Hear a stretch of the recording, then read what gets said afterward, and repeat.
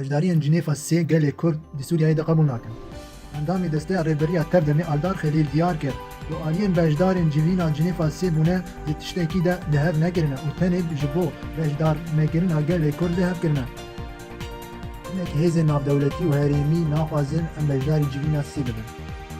Nûnerê Partiya Yekîtiya Demokratîk Peyê de li penasa Xalid İsa hinek hêzên navdewletî û herêmî û di serî de jî Tirkiyeyê bi wê ayekê tombabaran kiriye ku rê li ber bejdarbûna peyê de di kongîrê civîna sê de digirin.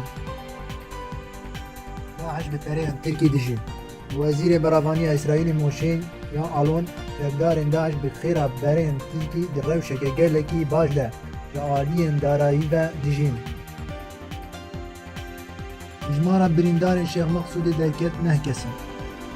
Hijmarên birîndarên teksiya Şêx Meqsûdê ên ji ber bombaranekirina hêzên rejîmê derket neh kesin. Sê berlamanterên HDP ketine grava birçîbûnê.